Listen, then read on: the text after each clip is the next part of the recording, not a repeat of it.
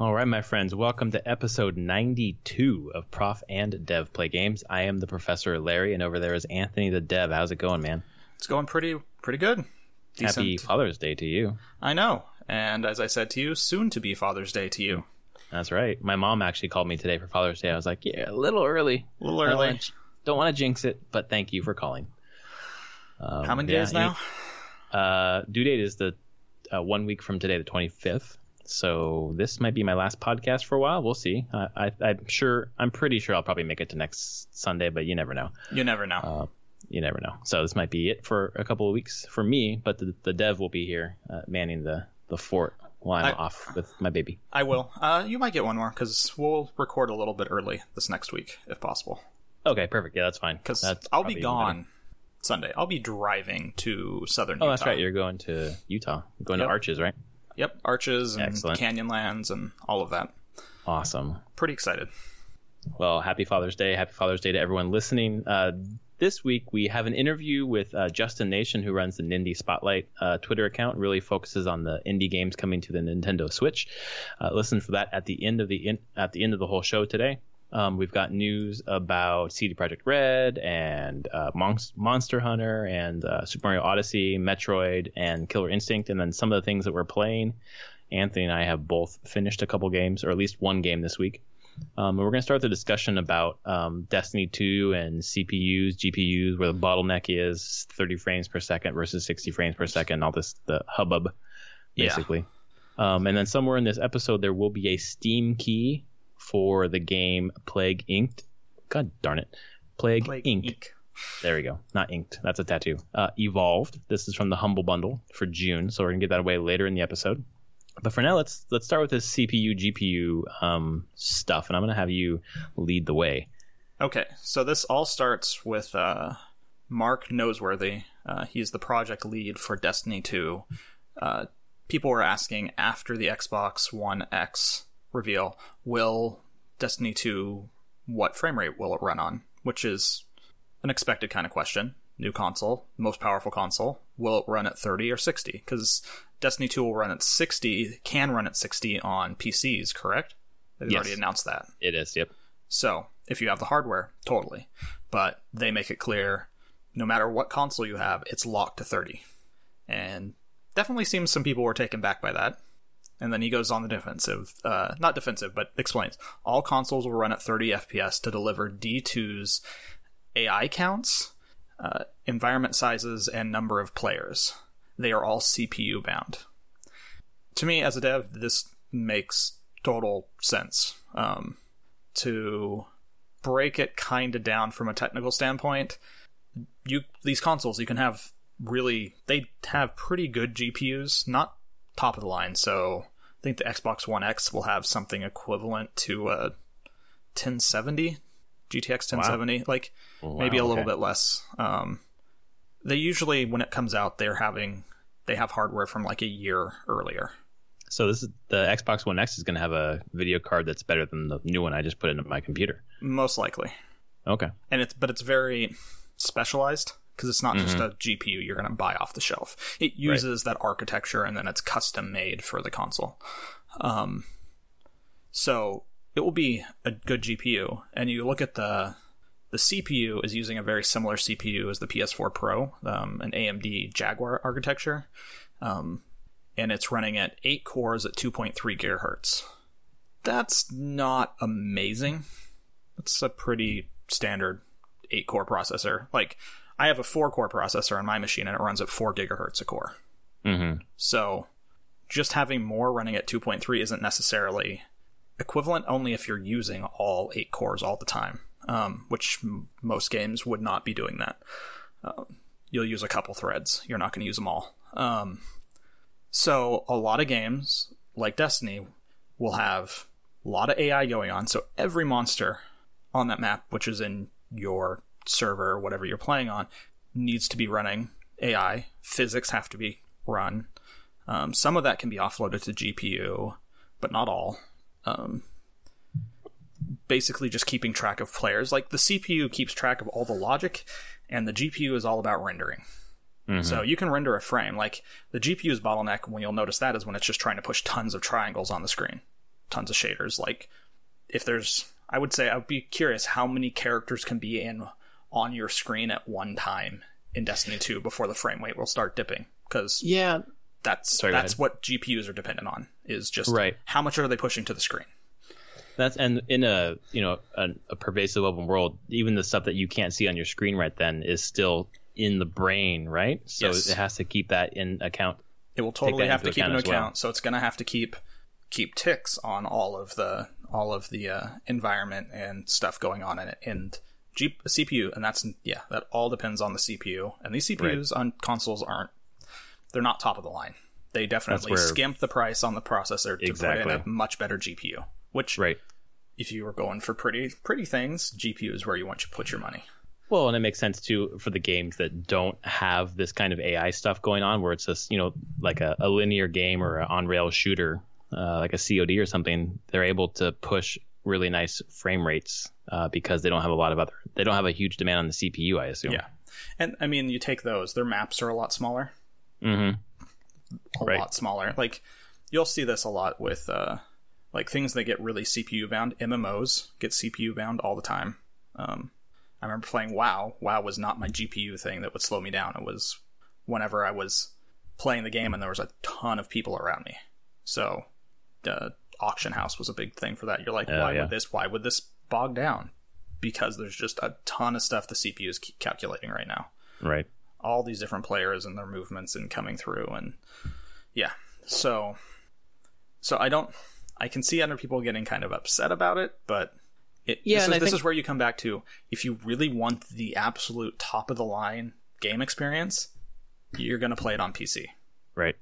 And I think it just, with E3, it just fed into the whole Sony's paying you to keep it at 30 so that the Xbox One X isn't better, even though it has better specs, and this whole nefarious behind the scenes thing that's not happening at all, but the narrative builds because people like drama. Yeah, and like to make assumptions that are incorrect. I mean, this is just throwing numbers out. I would expect that the Xbox One X probably can run it faster than 30 frames per second. It just can't hold it at 60. Right. And they don't want to release something that can't sustain. Like, I expect it will be, on the Xbox One X, it will be solid 30. I doubt it will drop. So you're saying that they could achieve like 45 frames per second, maybe, for example. Yeah, I'm sure they can get up there somewhere, but you want to stay on vertical sync, so you'll want to either be at 30 or 60. Okay. So you don't get frame tearing issues. Right. So yeah, they're gonna want to stick to one of those, and if they can't hit 60, they're not going to work with it. They're not going to deal with it. Yeah, and I wonder, is there some truth to the idea that they want all consoles to be running the same, even though they're not cross-pollinating in terms of the server? Players playing on Xbox playing with PC or PS4, for example. Would they want all the consoles to stay the same, even if they could raise one of them? Most likely, because if the CPU, if you're going faster frame rates, there's a chance that those AI counts and ticks would go faster. Like, there's a lot of stuff that just like it does help when everything is all in check and all in sync. Yeah, and I think there's also something to be said for Bungie wanting to deliver the baseline well, because that, the launch of the vanilla Destiny wasn't so great. So they want everything to be as not easy as possible, but if they can hit 30 frames per second, rock solid, then they can focus on other things in the development process, perhaps, as opposed to spending a lot of their man hours trying to hit a stable 60. Yeah. So I saw a little bit of the drama, the conspiracy theory. Oh, Jesus. Yeah. Of course there's a conspiracy theory, but I don't buy into any of it. Yeah. Like, they're not choosing not to do 60 because someone's paying them money. They're just doing it for the best experience. Like, right. For everyone, not just Xbox One X people. Right. Everyone's play experience. Well, and I would hazard a guess that most people who are kind of espousing the conspiracy theories aren't developers and don't really have a clear understanding of what's happening in the background. No, most people don't. Most people don't care. They're just they want to put a game in and play, and they don't understand they shouldn't really need to understand how the magical box makes things appear on their screen. Right.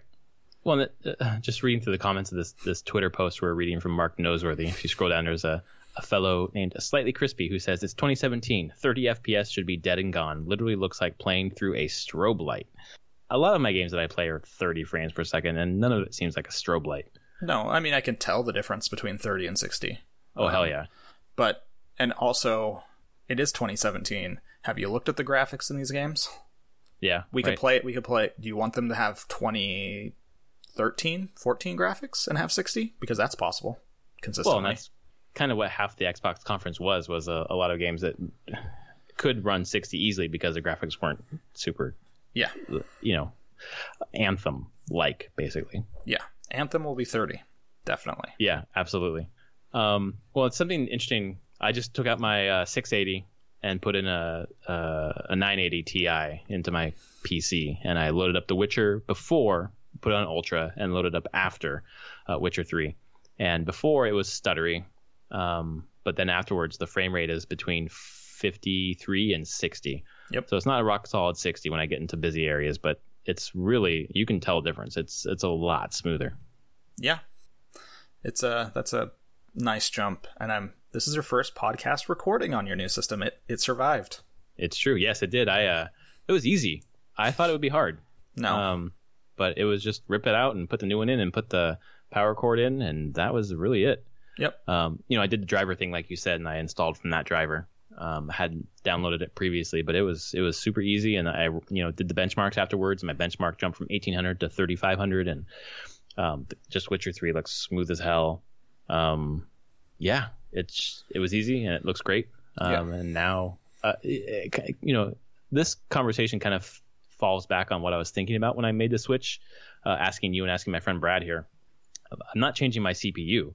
So by increasing my GPU, I thought, wouldn't the bottleneck be with the CPU in terms of the games that I want to play? And there is some bottleneck, right? Yeah. It depends on the CPU. I found a calculator online when I was kind of setting up this, that you can put your CPU in, you can put your GPU in, you can put your RAM, and if you have an SSD and like its connection, and it will calculate where your bottleneck is. So my bottleneck is my GPU. I have they calculated it was like an 18% performance bottleneck because my CPU is quite a bit better than my GPU. They actually recommend GPU is better than your CPU. No, my CPU. Your CPU is better. Yes, okay, got it. Is outclassing my GPU. They actually recommended a 980 for if I had a 980 in my machine, it would have a 2% performance bottleneck. Oh wow, as perfect match for my whatever Intel processor I have. I can't remember. I've got an i5 that runs at 2.67. Yeah, mine's an i7. Which I got when I started doing my own development at home. Right. And I needed something that would build games fast instead of taking 50 minutes to compile my game. It now, once I put this thing in, took me 20 minutes. So nice. That's I why can you actually need the work CPU? more. Yes, that GPU will not help me when I'm compiling code at all. Not at all. Yeah, that is all CPU. So, I'm kind of crazy that people are going to have this kind of conspiracy stuff, but no, Bungie isn't trying to screw you. Right. And I don't know. I know 60 is better than 30. I'm probably going to play on console, although I'm not quite sure yet. I just like playing on the PS4 more than the PC. But with a 980, maybe I will play on the PC. But the game is still, to me, as good in either frame rate. I just can't see the difference. I can see the difference, but I can't. It doesn't really impact my enjoyment of the game that much. No, it doesn't. I don't notice it while I'm playing. The only time I notice is whenever I'm doing things that shift between 30 and 60. Yeah, right. I can tell then, but if I'm just playing at a consistent frame rate the entire time, I won't really notice. Yeah. So. Makes sense. Anything else on this conversation? No. Hopefully this was educational to anyone listening so they can understand that games are complicated, computers are complicated beasts, and things are just... Consoles are just a computer and they do things slightly different. Well, you definitely educated me because it's something that I'm just barely able to grasp. So I appreciate you breaking it down in a way that made it make sense to me. So next, our first news story, we're going to jump into the news now, is about Monster Hunter XX or Cross. I'm not sure which. In Japan, at least, it's Cross. But we're not getting that one on the Switch in the US. We aren't. We are That was sad to hear. Yeah, it's odd. I know. I guess Monster Hunter's more popular in Japan than it is in the U.S., but there's an audience ready to buy games on the Switch, and to not do the localization doesn't make sense unless they're developing a different Monster Hunter for the U.S. Yeah, it's really strange to me because this is Monster Hunter XX is like Monster Hunter Generations, which is the one I have on my 3DS. It's like a bigger version of that game. So they've already done localization for a lot of it. Right. I don't understand. It doesn't make sense. And then to Capcom, have the don't you want money? Well, then to have the Monster Hunter World, which is coming out in the US for PS4, Xbox One, and PC, but no Switch there. Yeah, it's like why are we still ignoring the Switch when it's going to sell pretty well on the Switch? Yeah, I think people would really... This would be a game right now with the Switch that if they brought this over, I think I was looking at supposed to be an August release in Japan, like mid-August, late August. Right. If this was coming out in the US sometime between like end of August and October, this would be huge for the Switch. This would be like, I just see it as a thing that people would clamor for. Like, there'd be a pretty large audience of Switch owners that just want this game on the go. Like, they already have all the 3DS ones. I know a bunch of people that play the 3DS ones. Yeah. So, I don't know. I really don't completely understand Capcom's, why they're hesitant on this. Although they did, I saw the update that came out later that they said, it's still possible for it to come stateside. Right, they've not announced, quote, plans at this time, which either is just a way of saying we're not doing it or like we're not announcing it yet. It just makes me eye roll. Yeah, with worldwide, news being able to be transported worldwide instantly. Like, we know this was announced for Japan. It's not like we don't know about this. So, of course, we're going to ask if it's going to come out here, too, because the only thing that would be the issue would be the language. So, put an English translation in the game and just release it here. I haven't played Monster Hunter that much, so I don't know how much language really would impact your playthrough. Is there a lot of text and menus? Oh, okay. Yeah, you would need all that translated, but it's not a lot of voice. Right. I mean, this is on a 3DS, so yeah, it just seems like a no-brainer. Yeah, I don't really get why. I think this is a dumb move on Capcom's part. They should. I think Monster Hunter, for the previous games actually continuing to sell well on the 3DS, is a worldwide franchise now. And if they treated it as a worldwide franchise, I think everyone would be better for it, especially Capcom. They would. Right. Go ahead, sorry. Yeah, just because I look at it and I'm like, man, if you just stop thinking of this as like a Japan, Asian-only game that only people there like. I don't understand why they think that. Is it because the sales in the US aren't that good? Because I feel like, when I'm on Reddit and other online forums talking about Monster Hunter, or people are talking about Monster Hunter, there seems to be a pretty large audience here, English speakers at least, who like this game. Even if it's not here, like English speakers in Europe, English speakers in other parts of the world who don't speak Japanese would be open to playing this game in English. They tout it up as well. I was at PAX years ago, and when Monster Hunter 4 was out, and Capcom had a big chunk of their booth dedicated to Monster Hunter 4 at PAX. Right. So it's not like they don't. All right, here we go. Like Monster Hunter Generations tops 4.1 million in sales worldwide, right? Worldwide. Yeah. Total worldwide before was 3. Like, I'm looking at this, and it's like worldwide it sold 4.1 million. Why wouldn't... I don't understand. Well, and even with the Monster Hunter World, like, you are releasing it worldwide. You're releasing that game worldwide, so why not on the Switch? Like, it really doesn't make any sense. Like, we don't give a fuck about people in the US who play the Switch, basically. Yeah. If you have a PS4, an Xbox, or a PC in the US, then we care about you. Otherwise, we don't. Yeah. It's so weird. There must be something that we don't get, I guess. Yeah, I have no clue. But that's what they're going to do for now. Yeah.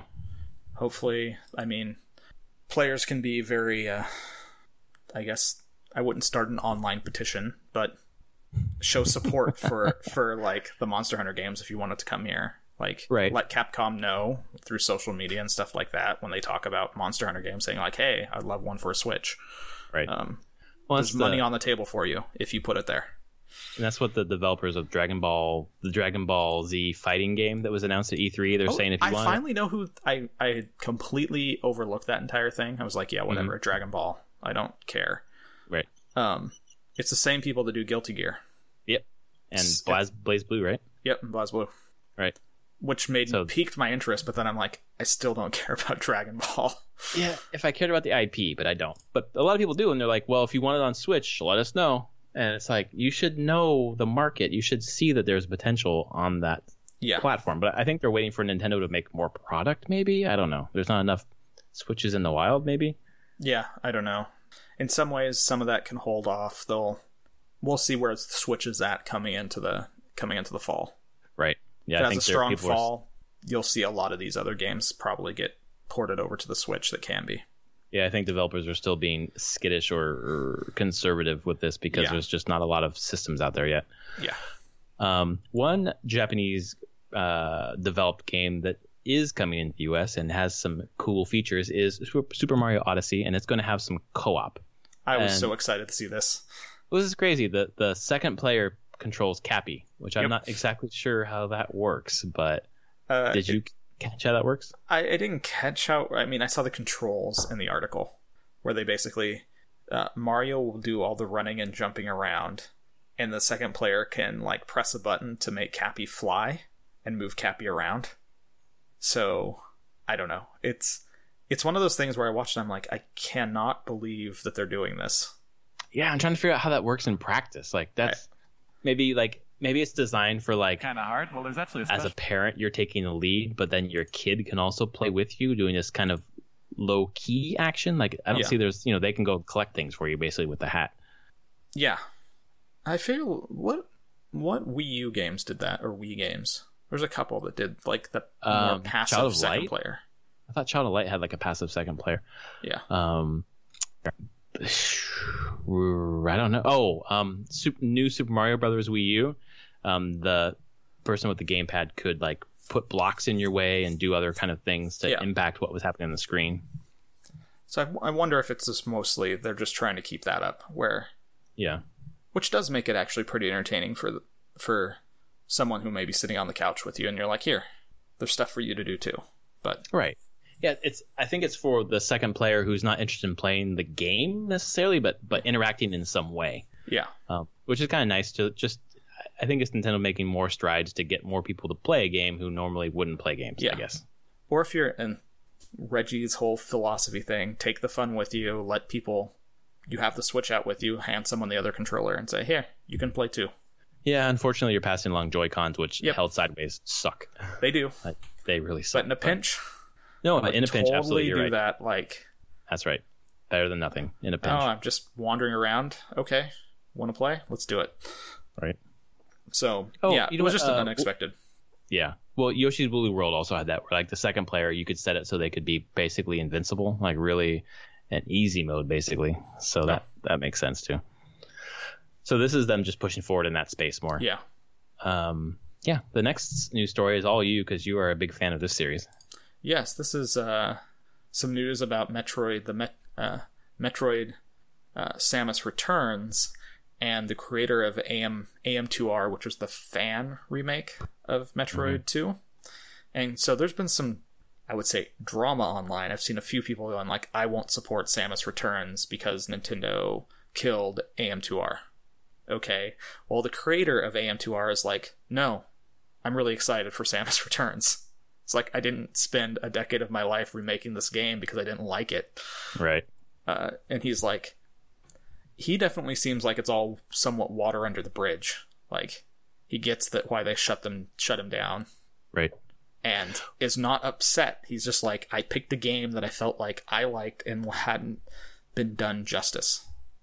And I also feel like people are making these, 10 years of your life is a long time for something you're not really going to make money on, but it's a way for people to get their name out there or just get recognition that they're able to do these kind of things, and that pays dividends in other ways. Oh, I'm sure. Like, this is he can just show this as a demo of going like, no, I can make games, I can do this. So that does say a lot in the industry when you're trying to get into the gaming industry.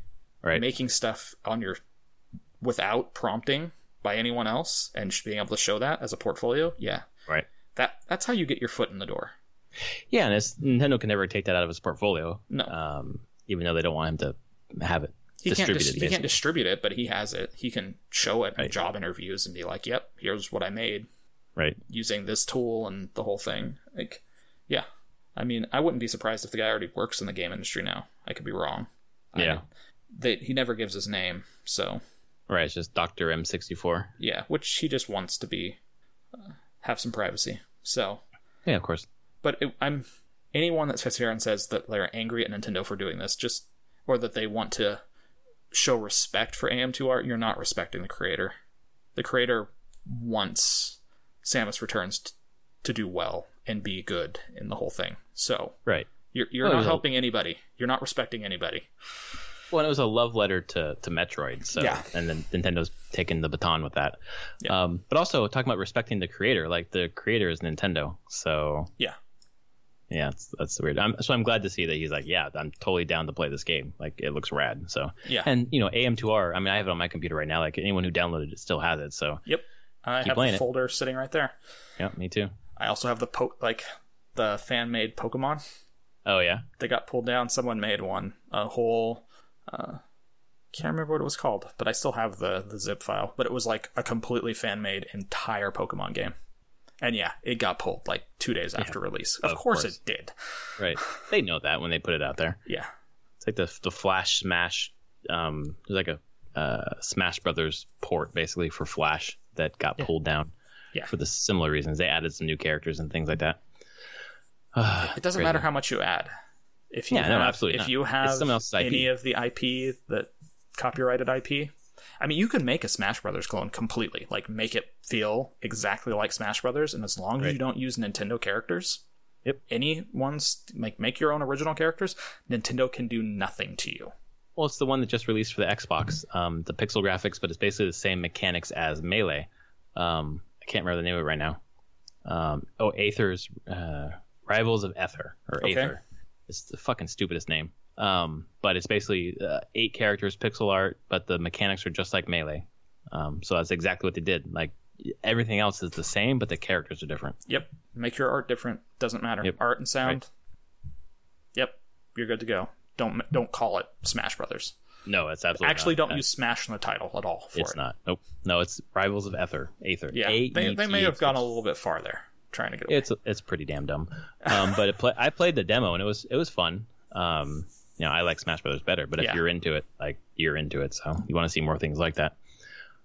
Speaking of fighting games, the fighting game Killer Instinct, which is on Xbox, of course, and came to Windows PC in March of 2016. That's where I play it now because my Xbox is gone, but I have it on my PC. They're actually going to launch on Steam now. Yep. So a Microsoft game is going to be on Steam. Yep. Cool. I mean, the more I look at this is coming. This isn't developed by Microsoft, though, right? No, it's Iron Galaxy. But I mean, they own the IP. That's Killer right. Instinct is owned by. I don't understand. It's like it's basically, for all intents, it's second party. Yeah. So it's just really weird to me because coming out of E3 now, looking at Microsoft, and this pushes it farther. I really wonder if they're really all they're caring about is software sales. I mean, that's where console makers like Sony makes most of their money is on software. Right. So I'm like wondering if Microsoft is just basically forfeit, like, fine, we're not going to make up the gap with the PS4. Screw it. I think so. We're just going to go all in on software and just make as much money on software as we can. Well, I think the Microsoft head honchos or the shareholders and whatever else, like, if you're trying to like compete in terms of how many boxes you sold, but how many PCs have you sold? There are tons of PCs. Just sell the software there. Yeah. And that's great for gamers because I Switch, PS4, and PC. I don't need anything else. It's true. That I can get all the Microsoft stuff coming out on PC. Like, I'll probably get Crackdown 3. I think, it depends on reviews, but it looks really good to me.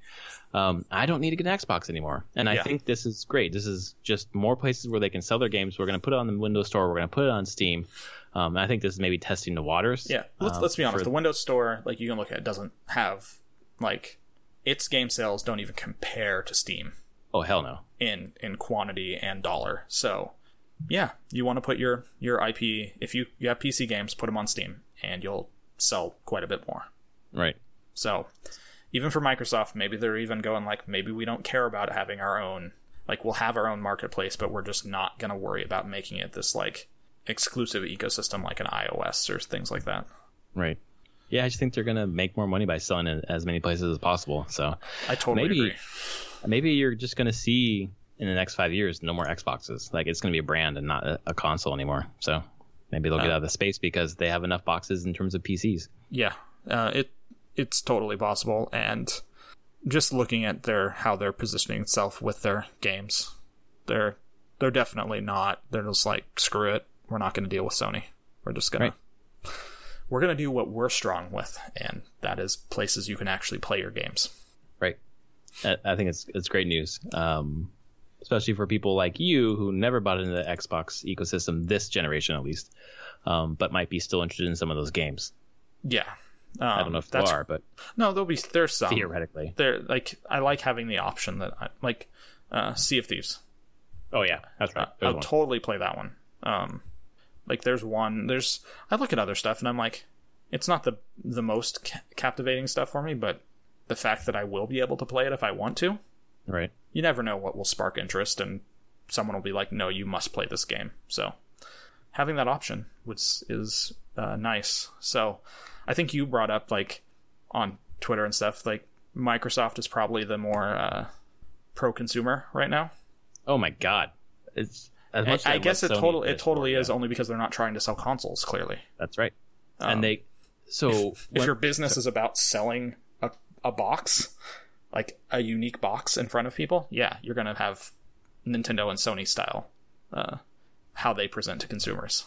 Right, and that's the reason why I think Microsoft is pushing cross-platform play, because they would have a larger share of the players. Because if I can play with all of my friends if I want to play Rocket League with my friends on PS4, if it was cross-play with other systems, then I wouldn't need to buy a PS4 to do it. And actually, I think Rocket League is probably cross-platform with PC already on PS4. I think it is, just not Xbox. And by the way, Jim Ryan, Sony needs to stop sending him out to do PR for the fucking company, because Jim Ryan fucking sucks. Like, his message is terrible every single time he talks. That's my rant. Okay. Well, I don't follow this guy too much, clearly. A couple weeks ago, he came out and said, talking about Gran Turismo, he was like, yeah, about backwards compatibility, like, no one wants to play old games. Oh, he's the guy who said that, right? Yeah, and then this time he's like, we're not going to have cross-platform play with, like Minecraft, because, we want to protect the kids who are playing on our platform. Yeah. Implying that, the interview, so he's implying that if they cross-pollinated with, like, Xbox players, then they would be corrupted by Xbox players. But the interviewer was really quick on his feet. He was like, well, actually, Nintendo is probably more sensitive to children than anyone, and they're doing this with Xbox, so that's not really a valid criticism. Yeah. He just keeps putting his foot in his mouth. And he's trying to spin it somehow, but he's not clearly not good at spinning things. Right. And it's just boiling my blood. Like, right now, it's just, everyone's going to protect their business. For some reason, Sony doesn't want to do cross-platform with Microsoft. Just like last generation, Microsoft didn't want to do it with Sony. When Sony was behind, they wanted to do cross-platform. It's just the leader will never want to do cross-platform. Let's just be honest. Yeah, exactly. So the shit that Sony's getting right now is the same shit that Microsoft got last generation, and neither one of them wanted to do it when they were ahead. So it makes sense for them both to say no. It's just, there are a couple of things that Sony's doing. It just, they're protecting their brand, and they want them to see as much money as possible. So it makes sense from a business perspective. Yep. It's a little infuriating. Microsoft is being more pro-consumer just because they have more boxes if you count PC. So why not? It helps them. They're pro-consumer because being pro-consumer right now gets them more money. Mm-hmm. And that's it. That's exactly it. That's the end of the story. Which is sad, but that's what big public companies want. So. Oh, and that's capitalism. That's what business is. Business is about making money. When people freak out about, for example, the Creation Club from Bethesda, which is basically paid mods. Yep. Of course, Bethesda wants to make money, and the Bethesda's creators been trying of to those do mods, this forever. They did this on Steam, and they pulled it. They stopped because people freaked out too much because they're like, "Oh my god, you're letting people charge for their mods," and of course Bethesda, like, this isn't a thing. This is a weird one where I'm like, yes, they're giving a platform where people that put work and time into it can get some form of revenue for what they make if they want to. The modders who are making it want to make money on this eventually. Like, that'd be a good thing for them. It's amazing sometimes to me that people are like espousing like socialist tenets. Like they want socialism in this sphere, but maybe in like the political sphere in the US or whatever, they would not want that at all. Nope. But that's what they're asking for in the gaming realm. Like, spread it out for free. Everyone gets a piece of the pie without having to pay for it, basically. Yeah. And it's just like, you pay for, like the same thing with Take-Two, like these mods that they're taking down for GTA 5. I think some of them are breaking GTA 5 online. Yeah. But it's just people want to get paid for the products that they're making. That's how this all works. Yep. That's how it is, but consumers for the most part never want to pay anything for their entertainment. They want to get entertainment for free. I guess. I don't fucking get that. I mean, I understand not wanting to pay money for something because you want to save money, but imagine if you were the creator. Like, of course you want money for the thing you put. I mean, you are a creator. You know how this goes. Yeah. You know how this goes. I also know that consumers don't want to pay a damn thing. They get so angry whenever you ask for money. Do you think that came in with the free-to-play? Or no, it was there before that. Like, okay. It's always been a thing. People don't want... If they can get entertainment for free or cheap, they will take that every time. Steam sales. Like, Why buy it at full price? I can get it on sale. Used game sales, same thing. Like, why would I pay full price? I can get it cheaper used, and the creator doesn't see anything of it. Like, people are looking for a deal, and as a consumer, I'll always look for deals too. So, well, and we all have budgets. Like, we aren't made of money. Of course, we need to spend our money wisely. So I see both sides of it. I know, and I'm like, I just don't see that when people complain that maybe a mod developer would like to be acknowledged with money, and if the platform that they're making their mods for, be it Bethesda Games right now, is gracing them with the ability to say, no, you can sell it if you want to. Awesome. Like, cool. That's kind of a huge deal. Yeah. I mean, I think it was in TF2 where like the community was like making mods for TF2 and making hats. And some of the best-selling hats were made by artists in the game industry on the side. Like, they're already modelers and stuff, and they made really awesome hats. And some of them were raking in more money through hats than they got paid in their job. Oh, Jesus. Because the top hats made a lot of money.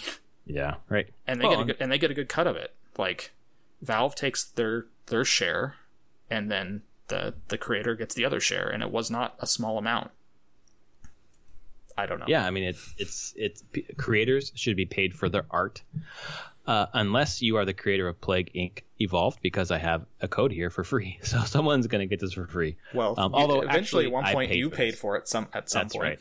I paid for this, but I paid for it in a Humble Bundle, so who knows how much they actually got. But it's H2HA4QF49N, and then the last 5 digits I'm going to give you on my Twitter account on Monday, the 19th of June. So if you're listening to this, H2HA4QF49N, you're probably pissed at me because I'm not going to give you the last 5. You're going to have to come to my Twitter account and get the last 5 tomorrow, June 19th. So you're evil. I'm a little evil. I want to see people come to my Twitter account. That's pretty good, though. And find those last 5 digits. So there you go. Plague Inc. You'll come to my Twitter tomorrow and you'll see it. And then you can do the whole code. Nice. So that's the end of our news. So I guess we are at... actually, no, we skipped a piece of news. One at the top, it's just kind of a weird one. It's kind of a small note. This happened right before E3. Right as we were going into it, so it kind of just sat there. But CD Projekt Red put up this post about some internal files about Cyberpunk 2077 were stolen. And crazy. I haven't looked at what they are. They're ransoming them. That's the thing. They're ransoming them, saying, "Hey, give us some amount of money, and we won't put these out." And CD Projekt Red is like, "No, we're not going to give you money, but we're going to trust our audience that they won't care." So, and some of them will, but they also said like these are old things and they're not really related to what we're doing now. Although I'm sure some of them are. Yeah, I mean, this is probably stuff from earlier development, and games work in a iterative cycle of creation. So, do you think that this is someone who used to work there and has it, or someone hacked in? I bet someone hacked in, or not even hacked. Okay. I bet someone phished. Oh, okay. I mean, most of this stuff, hacking is not what you think of like hacking. Like, most hacking is literally just phishing, social engineering, trying to get passwords that way. Try to get people to input passwords into the wrong field, get tracking stuff on their PC, get them to download something. Either way, it's someone probably in CD Projekt Red downloaded or did something they shouldn't have done, and they compromised their machine, and these files got out. Kind of like what happened to the Hillary Clinton campaign. Yeah, that idiot who sent the Podesta. Oh my God, that was dumb. Yeah. I was like, this is the stupidest thing ever. This should not work. And it did, and it cost her the election, I think. Because why does it work? Because, sad as much as I hate to say it, a good portion of the older generation has no clue about technology and how this stuff works. Right. And they're in charge of multimedia campaigns. It kills me. It kills me so much. It's so sad. I mean, can I sit here and... It's like when I sit down with my grandparents and talk them through, like, what type of email you should just delete and not open or deal with. Right. Like, right. We're gonna do this. We're gonna sit here. I'm gonna educate you on this, please. Yeah. Right. I wish someone had actually done that to her campaign. Yeah, I do too. And I think it's just hubris. People who are in charge just think they know everything, and they definitely don't. No. And then the world has changed. So yeah, that's our news, and then we're gonna get into what we're playing. And Anthony has finally crested the mountain. He's on top of the mountain. Tell us all about it. So spoilers, by the way, folks. This will have total spoilers for Persona 5.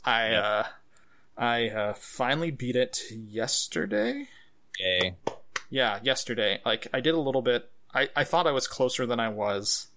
I played it a little bit in the week and got to the point where I was like, when I walk through this, I'm into the final boss. Like, that's what my save point was. And it was from when I walked into the boss to whenever I actually saw the credits roll was 2.5 hours. Dang. And the boss fight was about 45 minutes of it. Mm-hmm. Yeah, and then I finished the game and everything. And it puts a cleared save file. I put it there, and I was like, you can load it and start new gameplay. I did. I immediately did. Oh, man, you're going back through it? I don't know if I'll go back through it. You just want to see a few hours again, and I'm already kind of hooked again. Because I had forgotten about the early parts of the game, and it's just so... It grabs you so well in the first few hours. Like, there's so much style and so much interesting just ideas presented at you.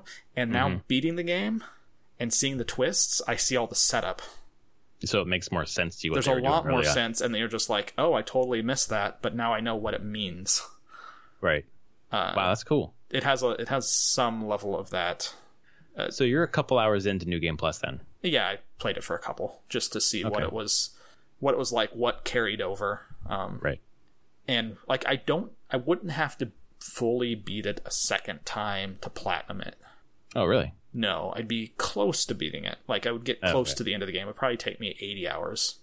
Maybe faster, because I can skip a bunch of stuff. Like, some of the stuff you get on New Game Plus actually, like, speed up your progression with certain parts of the game.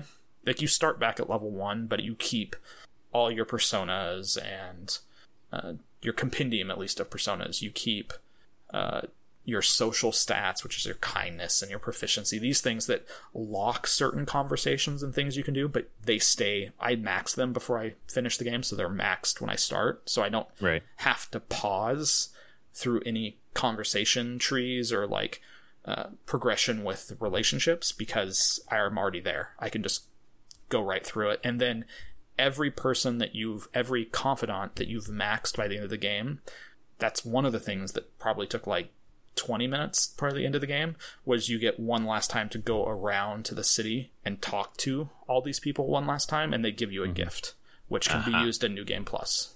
Oh, cool. So, like, you already have a lot of abilities you didn't have at the start of the game. So there's a way to streamline the new experience a little bit to keep you, after 100 hours, to want to do another 60 or 80. I don't know. I mean, it's a cool game. I liked where it ended. Its themes were interesting. It does take a shift for the last 15-ish hours of the game. Like, some people say it overstays its welcome. It's mostly that it does the JRPG thing where it shifts into a much more philosophical game. Oh, yeah. Like, it raises to questions of freedom, and is having like the will of the people. What is freedom to the will, to like the mass of society. What is that like? Is being told everything that you need to do freeing to people or not? Like, it gets into some heady kind of philosophical stuff. So, yeah.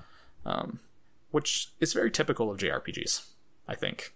I was talking to my wife about it, and she's like, yeah, that pretty much sounds like most JRPGs. When they hit the end boss, they're talking about pretty grand ideas and themes. So, yeah, I wonder, some people had the complaints about that came to Persona 5 because of all the buzz, but weren't necessarily steeped in JRPG dumb. Yeah. Like, was that like a surprise to some people and they didn't like it for that reason? I don't know. Whereas I think you have a bigger appreciation for it. I do think there's some of that. Like, I was expecting as it went. And the one thing that even where you're like, oh, it gets into this philosophical stuff, you still care about the characters. You've spent so many hours learning these characters, their backstories, who they are, like why they do what they do, and they're still there, and it's still important. So right. You still care about like the final outcome. I don't know. It's been a pretty amazing game overall. Like, this is definitely one of those, the team that did, I think this is from Persona 3 on. It's the same team. Right. And they have hit their masterpiece. This is an incredible collection of art and music and design and systems that they just work together, and they all complement each other from that standpoint. And it's in my running now for Game of the Year. It would be up there with Breath of the Wild in conversation. Is it a game you think I'd like? I think you would like the story. I don't know how well you would enjoy the JRPG-ness of it. Yeah. Although there is a mode, because there's a difficulty, and there's a bunch of difficulties: easy, medium, normal, hard, merciless, whatever. But there's one that's like safe mode, and they're like, it even says this is what you play if you only want to like do the story, see the story. Like, that's my mode. Yeah, it's like completely makes the battles, it sounds like trivial. Like, that's not the point. It's just like, do you want to go through the story? Okay. That might be...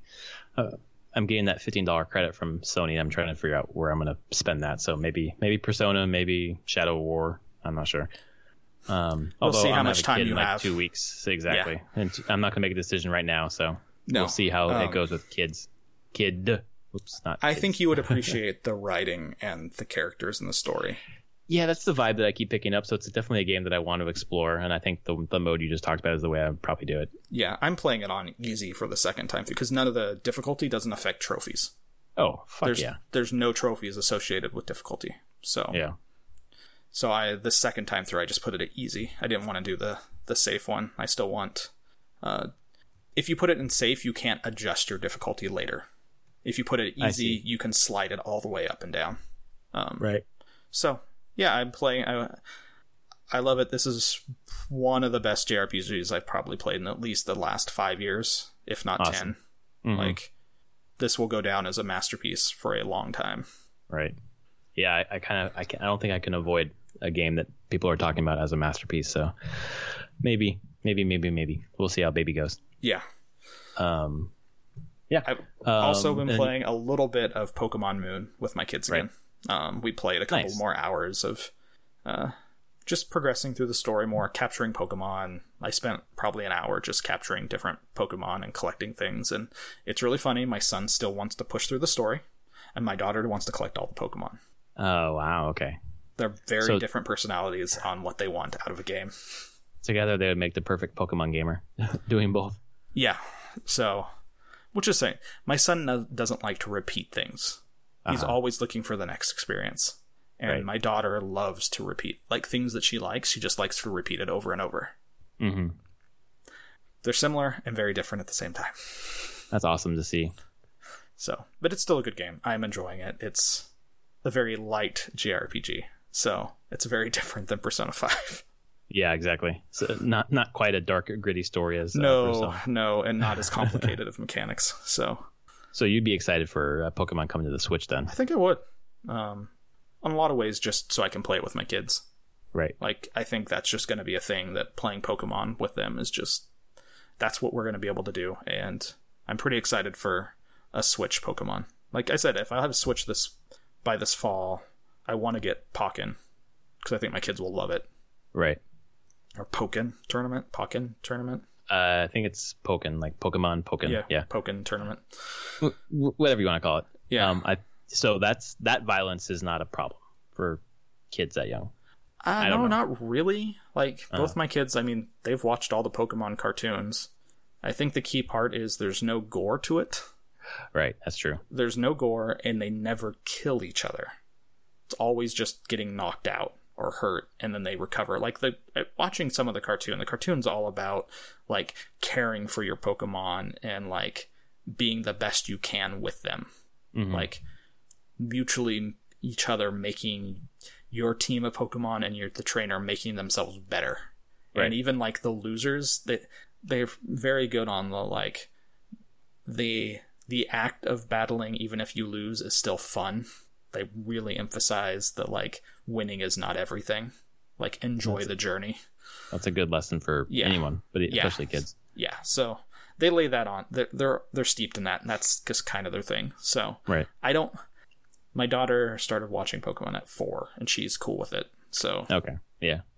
All kids are different, though. I'm not going to advocate who can watch what and when. Like I said, someone who is my son is 7. There are kids in his first grade class that have seen Guardians of the Galaxy 2. Oh, geez. I'm like, no. Yeah. You don't get to see this. And he's like, why? These other kids. I'm like, I'm not going to tell you that their parents are bad because I'm not going to say that to your face. But I really want to. I really have no other. You just can't right now. It's just there's just too much in it for you that I know you as a kid, and you will not be okay with a lot of this. Right. Yeah, I mean, being able to explain it to him rationally, and I don't know how rational kids are, but if he can see that you're making a concerted effort to be very thoughtful about why, as opposed to just no, because I said so. Yeah, no, we've always raising him tried to give him the reasons why, and we found that if we do give him reasons, like actually talk it out, especially when he was younger, he would get far less upset. Right. Shocking. Like, treat them with respect somewhat. Like, you're still the adult, I'm still the parent, what I say goes, but I can respect you enough to tell you why. Yeah, and just treat them like a person. Something's not going to happen. Right. Treat them like a human. Like, you're part of this conversation, you're part of the decision-making process in terms of discussing it with you, even though I'm not changing my mind. Yeah. So, yeah, that's great. I'm picking up tips from you. I think I have been for many years. So basically just play lots of video games with my kids. Got it. Check. Got it.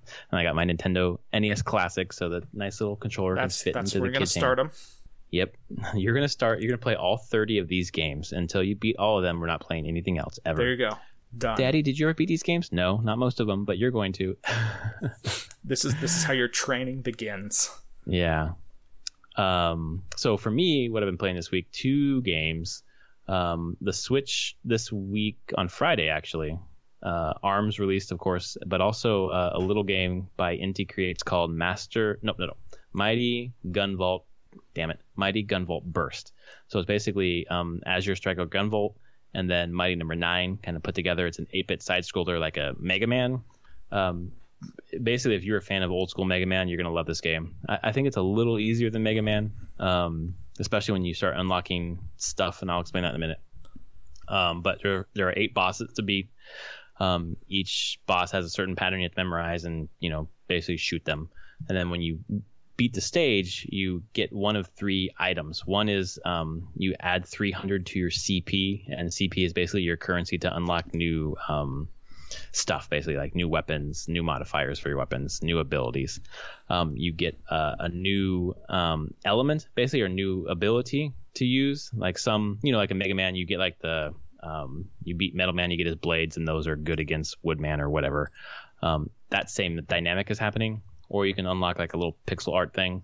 So the idea is for you to beat the game, beat each level 3 times to get all of the items. And then the customization, you basically can choose tons of different weapons, and you can modify how fast, how slow. Do they shoot out at an angle? Do they reflect off the walls? Do they pass through an enemy and then come back and hit them in the back? or do they hit an enemy and then bounce off the terrain and come back and hit the enemy? There's just so much customization, and eventually it just kind of makes you a little overpowered. You can reduce the damage you take. You can increase the damage that you give. I would say which is kind of good. Most systems in games that allow you to have like that level of customization tend to break at some point. Like, absolutely. That's just that's the cost for giving players all those options. And I don't think they're trying to gate you from that. I think they try to make some of the end game a little more difficult. Like you have one energy gauge, and then you have 3 small like pieces of food to increase your health. So you basically have one whole energy bar plus another, like maybe 1.5 total. And you have to beat all of the 8 original bosses in a row. Wow. So that was super. It was crazy because I beat the last boss with like 2 slivers of health left. And I don't know if I died, if I had to start all over again with all 8 again. I don't know, and I didn't want to find out. But yeah, taking that all through in once was quite the challenge, and it really made it surmountable just because of all the modifiers that I had. If I didn't have the modifiers, I don't think I could have done it at all. But it was so I just couldn't stop playing it. I downloaded it on Friday because it was $10. It's $10. People were raving about it as kind of something to play that's not ARMS. If you're not into ARMS, this Friday there's a different game that's releasing, and if you like original Mega Man, check it out. So I did on a whim after talking to Justin Nation, who is going to be on the interview after this show. Was talking about how it wasn't really for him, but a lot of people were excited about it because it was kind of reminiscent of old school Mega Man, kind of like the Mighty Number 9 that should have been. Like yeah.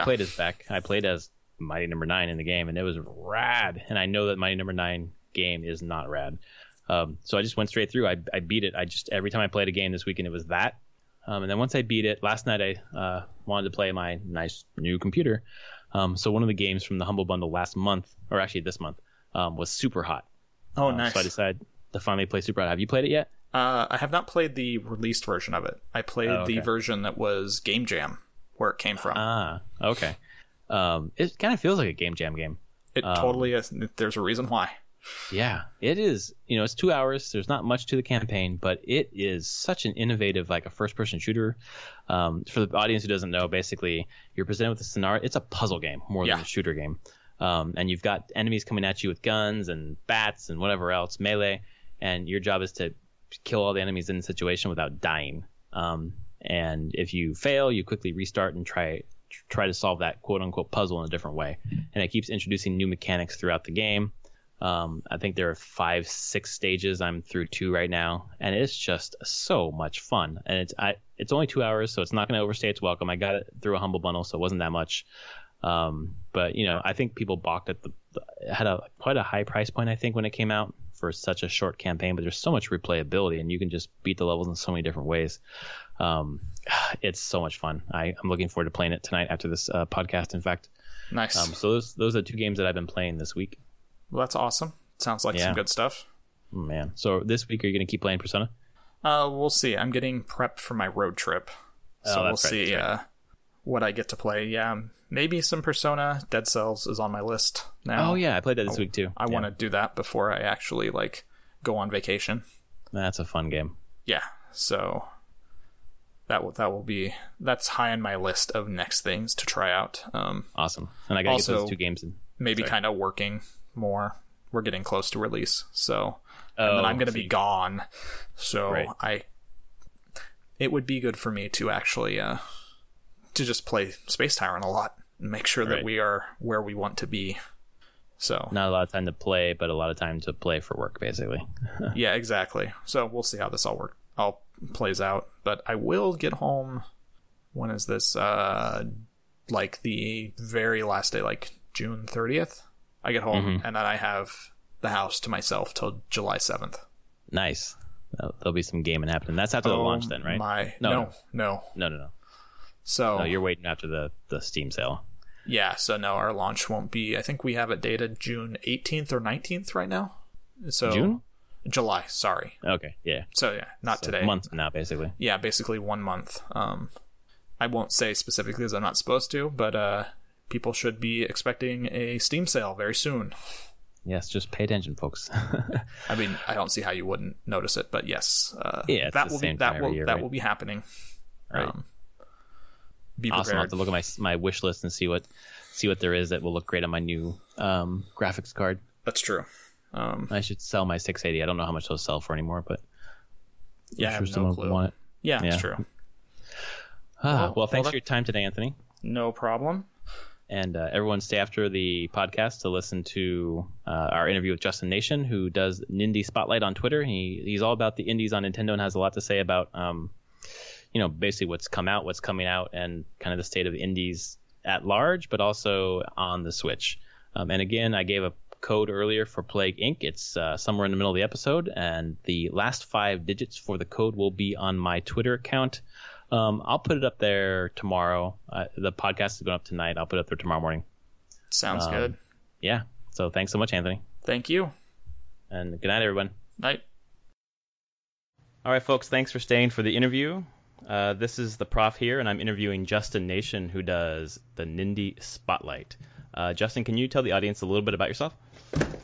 I'm an old guy, old gamer. I've been playing since forever, back to Atari and stuff. I used to write for N64 HQ or 64 Source and stuff like that in the early Nintendo Stone Age days. Got out because of my kids and work, but now came back and started out. Just Switch reinvigorated me, but then I saw I just sort of saw this opportunity or this lacking interest in indies, and I'd been playing on PC for quite a while, and I love independent games. So since there still seems to be so much disdain sort of from parts of the community for independent games, when Nintendo did their Nindies presentation, that really sort of struck a chord. So it was like, okay, well, focus on the little guys, and it's been interesting. I interviewed somebody from I'm trying to think of his name. Shoot, now it's eluding me. They're the people behind Huey Games who are making a game called Hyper Sentinel. Mm-hmm. And then I've got another one upcoming with the folks from Parallel Circles for Flat Heroes. So, trying to work, meeting up with some of these independent developers and trying to give them a voice. So, yeah, it's pretty neat. And these are write-ups that go up on your blog, right? Yeah. Yeah, it's sort of a mess because, I've got the blog, I've got YouTube, trying to sort of figure out how to make this work, type of thing. And where could people find you on the web or on YouTube? The easiest place would be the Nindie Spotlight account on Twitter, because pretty much anything I post on either the blog or on YouTube, I'll link there. So, okay. And then the part of the reason to know me as Justin Nation is I also write for Nintendo World Report. Most of the stuff is cross-posted, but there are some exclusive reviews where anything I review for Nintendo World Report, I'm not going to put on my blog because it's originating from them. So yeah. That makes sense. So you talked a little bit about indie. I feel like the definition of indie kind of varies from person to person, but what is it to you? It gets tricky when you get into things like Rocket League, because Rocket League has become sort of this transcendent thing where it is an independent title. I mean, Psyonix isn't really all that big, and before Rocket League, they really weren't necessarily that well known. But Nintendo on the Switch, Nintendo's really got a lot of smaller startup developers. A lot of these companies or a lot of these games being put out by these companies are just a few guys kind of thing. The Flat Heroes people, it's two guys who are developing. It's a pretty great title from what I've played so far. So anything that's smaller and lacking in exposure, I'd say Rocket League is probably the outlier.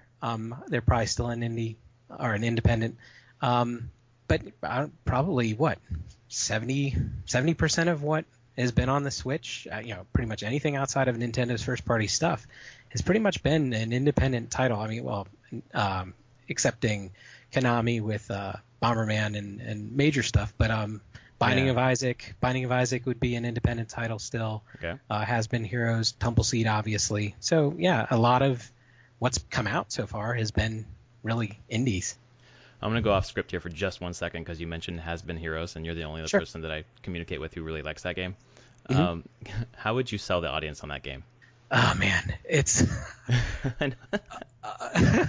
because I mean, first I would say if you don't like being horribly challenged, you probably should just give up right off the bat, because I mean, it's definitely got a significant learning curve when you get started, and part of the problem is the mechanics of the game are really difficult. Because I got the review copy, so before the game even came out, and at the time the tutorials in the game, which still they could do a better job of conveying how to play the game, but it really was pretty unclear, and that's why that's sort of Has Been Heroes sort of got me started on this whole Nindie thing, because on my blog, that's the tips guide that I created for that game was actually one of the first things that I did, and it's one of the only things that has a substantial number of hits on my blog. I think it's over 6,000 now. I wonder if half of them are from me. Well, I think there are a lot of return customers because it's you really need to get help. So if you had something like a guide, and if you do understand the stamina system and how to deplete the stamina of your enemies, then once it starts to click, it's very much a chess game. I mean, it's a very interesting strategic game. It's just you really have to get over that hump, because boy, at first you're getting a butt kicked by everything that comes at you. But I haven't had a chance really to return to it a lot, because now I've unlocked all the primary heroes. So if I'm gonna beat it at this point, it takes a couple hours. Right. Because I have to go through, I think, six worlds, or so 6 bosses. That takes a significant chunk of time. But yeah, it is if you like to be challenged, and if you want to invest in something that's very strategic, it's a love it or hate it title, definitely. And it's probably a narrower group of love it than it would be on a lot of games. But yeah, it seems like if people like it, they like it a lot. Yeah. It's a tough sell. It's Tumbleseed is, unfortunately, it seems that Tumbleseed has become sort of the same. That I heard that its sales haven't done that well, which is a shame. It's a great game. You telegraphed my question. How would you compare, my next question, I guess I should say, compare the difficulty curve of Has Been Heroes to Tumbleseed? Have you had a chance to play Tumbleseed? Oh, yeah. Okay. Yeah. Tumbleseed I've gotten within view of the final boss at the top of the mountain. Wow, damn. Did not last more than 10 seconds in that zone. And it's another one that I really need to go back to. And granted, I only got that far once, but I can consistently get to the fourth, the sort of the frozen zone. It is I would say Tumbleseed. Oh man, I think Tumbleseed is easier to get into, but it may be harder in the end, because Has Been Heroes, like I said, I unlocked all the primary characters. There's still a ton to unlock. Right. But Tumbleseed it's so aggravatingly tough that when you're done, you immediately are like, oh, I'm gonna get it right this time. So it's got that gets you to play it again kind of thing. In a typical playthrough, you last maybe 10, 15, at the most maybe 20 minutes, is depending on how fast you progress up the. I probably move slower than the people. Other people I've seen play it. They'll do a run, 12 minutes. I've seen people do the whole mountain. I'm taking 20, 25, because I definitely take my time, and I'm much more likely to make the mistake of trying to chase, everything down. Smarter people than me, they'll know what to skip. They're like, I don't need that gem, or they'll just keep going. I'm the type that's like, I really want that. I want that crystal. I need it. Yeah, I feel like that's the key to some of those roguelikes that I haven't figured out either. I just want everything, and that usually leads to my demise pretty quickly. Yep. And I heard that team has gone back, or is going back, to lower the difficulty a bit, because it really did scare a lot of people off from buying that game. Yeah, I was on their Discord channel for a while, and they were talking about sort of creating a Bunny Hill version, which seemed like a good way to go about it. Of course, then the hardcore people on there were like, well, if you're making the Bunny Hill, I want the utter hell version too. So right. I don't know if they'll make another, an even more punishing version. But it's a crazy. I've watched the guy who he must have won the daily challenge. He within, I think, within a week of the game coming out, he had not only beat the game, so he'd gotten to the top and beat the boss.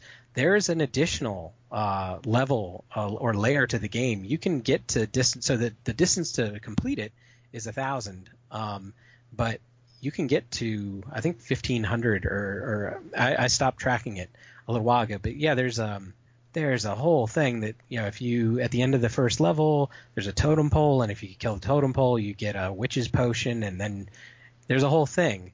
And so, yeah, if you do everything right, and the amount that this guy must have invested in the game very quickly, and how much he was paying attention and experimenting, he went, he beat the final boss at the top of the mountain, went into the mountain, and then it just got even, because I was watching his stream, it got even more insane. I mean, so there's, even beyond beating the game, there's more to beat. So they've already got the hell level in there already. Yeah, if you really are really good. Yeah, it's pretty fascinating. Anything else in terms of indies on the Switch that are available right now that people could go buy right now that stand out to you? Mr. Shifty with the patch has improved. Mm-hmm. That's probably the most accessible indie I can think of. If you can get over the stutter, which is still, it's not as pronounced, but it's still there sometimes. Yeah. It's like I said, it's probably the most accessible indie that I can think of. Everything else, it depends on your taste. Graceful Explosion Machine, if you like chasing high scores, is great fun. So yeah, but it's like the only indie I outright would not recommend at all at the moment is NBA Playgrounds. Oh, yeah. They're saying they're going to get the patch out, I think at the end of next week or something. Though they've been saying, they've been talking about a patch forever, and the whole debacle with now they've said they're going to give everybody Shaq Fu for free, right? Who buys it? Which I'm not sure if that's more of a punishment. It's not really an incentive for me, at least. No, I can't see anybody going, hey, I'm going to buy it. Shaq Fu, that's what I want.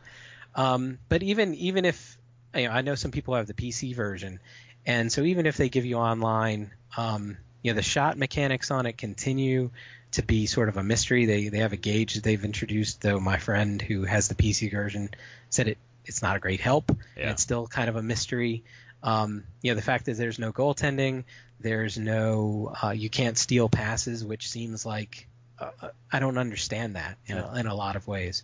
The only way to steal is to be on top of somebody trying to swat at them, which they've apparently had to introduce stamina gauge for swinging to try to steal, because the online game people would just basically run at you and just spam the steal button. So they've apparently been trying to tone that down.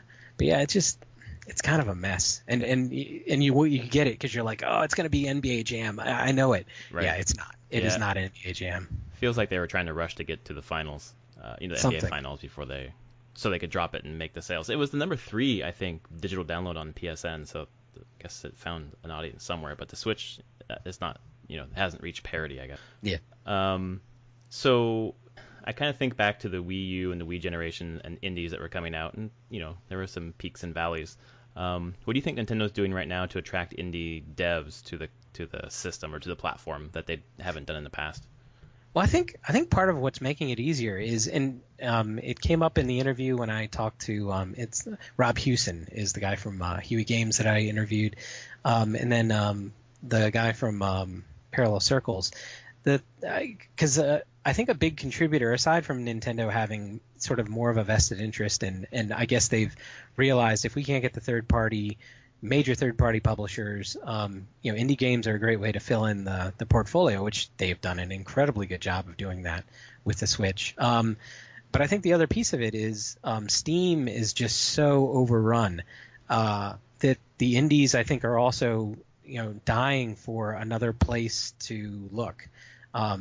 Because the interview should go up next week with the guy from Parallel Lines. Early, I guess they're going to change their Steam's early access program. Project Greenlight's being changed to something else, and I think so. Steam is even acknowledging, I think, that they've sort of made it too easy, and they just got a pile of garbage. Yeah, and they made that change where you've got to pay to be able to publish, but it's only $100, and I don't know how that's gonna deter enough people. But you're talking about like surfacing games, like the good games being able to be seen, and these developers find that they can be seen easier on the Switch. Yeah, certainly. And Flat Heroes was an interesting one. It's an uphill battle for them because it's a very basic. I mean, it's a vector-based game with just basically shapes. But when I put up the preview for it, I almost wish I could review it because it's still in early access, but it is pretty much done. But what an incredible game!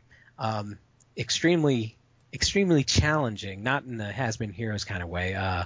It's not cruel, but it's a very interesting game. But the art style, I mean, it comes up in the interview. The art style is definitely makes it hard to sell because you see screenshots of it. And people are like, it's a bunch of, it's some squares and some lines. It looks like something on the, Atari. Right. But the movement and the control, it's like controlling it's like Super Meat Boy in terms of its control. Extremely tight, extremely responsive. And though it starts as a puzzle kind of thing, it really quickly becomes this, reaction game that you're seeing patterns in these different, very basic types of enemies in their appearance, but trying to evade and stay alive becomes a real challenge. And so, for people like them, they're praying that some exposure on the Switch that I guess, they aren't competing against, maybe 10, 15 games that come out in the same week on say Steam. Hopefully on the Switch, they might only be competing in a given week with, one or two. So it does probably improve their odds. But yeah, it's probably still a tough road to hoe with such a basic looking game. And then just for the audience, the preview that you wrote for Flat Heroes is on Nintendo World Report as well? It will be. Okay. Yeah. I'll typically cross post anything. Like I said, I actually, it's been in the bag for the last few days, but with E3 this week, there was no reason to post anything. That's right. Better to hold it. Yeah. So it should go up next week. Okay, cool. So thinking about indies that are not on the platform and maybe even indies that haven't been announced for the Switch, what would you want to see coming to the Switch in the next year? Well, I actually on my channel or on YouTube, I've got sort of a thing going of I call it Not Yet Nindies, because they're games that are on PC, basically that same thing. Rocket League used to be right at the front of my list for that because.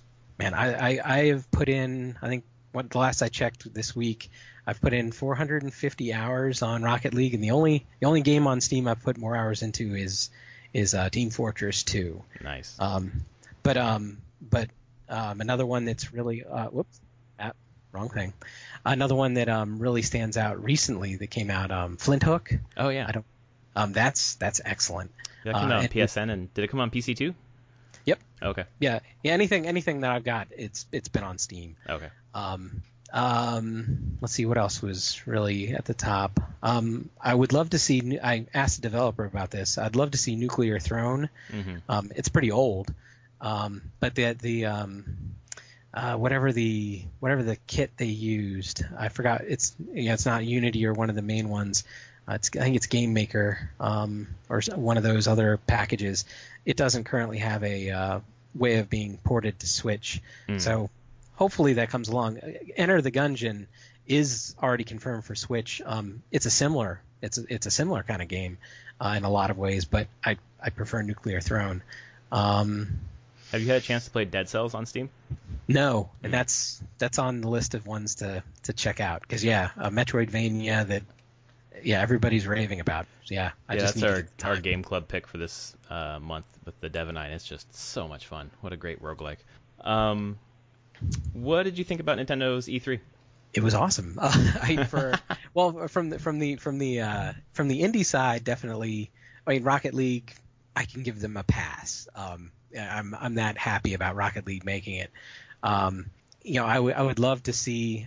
Not that it does any good yelling at them over Twitter, but every other day I've sort of tried to send something to Nintendo America's account saying, okay, now where's another Nindie presentation or something? Because that Nindie presentation, is right before the launch. I thought it was in February. Yeah. Yeah. that was awesome. I mean, that was great. And they showed support for the independents and showed a lot of really great games. And some games at the time I'd never heard of Mr. Shifty, but got really excited about that. Obviously, anytime they show Stardew Valley, people who know that from all the different platforms it's successful on perk up. That's actually, my daughter has a Switch. That's actually the primary reason she bought one. Oh, really? Is once Stardew Valley comes out, she plays that. Originally, I had it and let her play it on my account, and then she just wanted to play it constantly. So got it for her. But yeah, now that she can play Stardew Valley anywhere, yeah, she's all over that. That's just a great title. But yeah, so I would have loved to see more independent stuff, but given what they revealed, I can certainly see why the indies didn't really come into it. Yeah, especially with their short time frame, I suppose. All the big stuff they're trying to get out there. Yeah. But did they not? I didn't watch all the Treehouse stuff. Did they not focus on any indies during the Treehouse time? Nope. Okay. It was all primary, which again it made sense. I mean, so you're gonna push Mario, you're gonna push the Metroid on the 3DS, you're gonna push. Well, I mean, they obviously had the Splatoon and the ARMS and the Pokken tournaments. Right. Then they pushed the Mario and Luigi. I think they did. Yeah, they did a Yoshi demo. I don't think they did a Kirby demo, but really all they did for the Treehouse was just to reinforce what they put into the 25-minute, which again makes sense. Yeah, the extended gameplay for those games. Cool. Anything that you want to let our audience know about before we close up the interview? No, other than definitely if you don't already support I've got an editorial on my blog, support your Nindies. The independents are an important part of the ecosystem, and if they don't get the support, obviously you shouldn't buy bad games. But if you've never really been into independent games, give them a try, because I think there's sort of a stigma where people feel like there are certainly really awful independent games out there. Like I said, I don't think too many are on the Switch. I didn't think of Vroom in the Night Sky. Oh God, yeah. yeah. I think that's one people just block from their mind. Yeah. It's one to stay away from. But even simple things like Kamiko, $5. It's not a long game by any means, but it's a great bite-size, classic kind of experience. That's a lot of fun. So these games are, like I said, they're filling out the portfolio, and every time people keep these things buoyed and the independents are doing well, it's just going to keep feeding back into the system. I mean, you don't want it to be the situation where, like, the classic argument for Nintendo systems, where Nintendo fans only want to buy the first party games, and that's part of what scares away the big third party developers, because they don't make any money. Right. If we do the same thing to the indies, even though they don't need to sell as many, obviously, to make back their budgets, it's still tough. And so I think what the Switch has right now is a great system, and basically what I've found is those independent games that I was buying on Steam, now that I can play them portably and I have a lot more options, hell yeah, I'll buy them on Switch in a heartbeat. But yeah, it's just one of those things. If you've not been into the indie games and you're a first party Nintendo person, you have to come out of that comfort zone. The roguelikes might be a little scary for. I love roguelikes. They're an acquired taste. There's a lot to them, yeah. Yeah, and it's interesting, the diversity, because you look at Tumbleseed definitely is one end of the extreme, but then you have Has Been Heroes and you have Binding of Isaac. Very different, but all essentially roguelikes. So that's the nice thing, is I've also got an editorial up about roguelikes and why I love them. And part of it is it's not really a genre, it's really a style. So to me, I would love to see somebody attempt to make something like a roguelike sports title, or I think there are ways to take these concepts and apply them to different genres, and that's part of the reason I'm a big supporter of Tumbleseed. It's trying to do something different. It is a little hard, but yeah, it's a fun game. Awesome. Well, thank you, Justin, for your time tonight. Justin does the Nindie Spotlight. You can find him on Twitter at Nindie Spotlight. I think I got that right. Is that right? Yep. Perfect. Excellent. Well, thanks for your time tonight. No problem.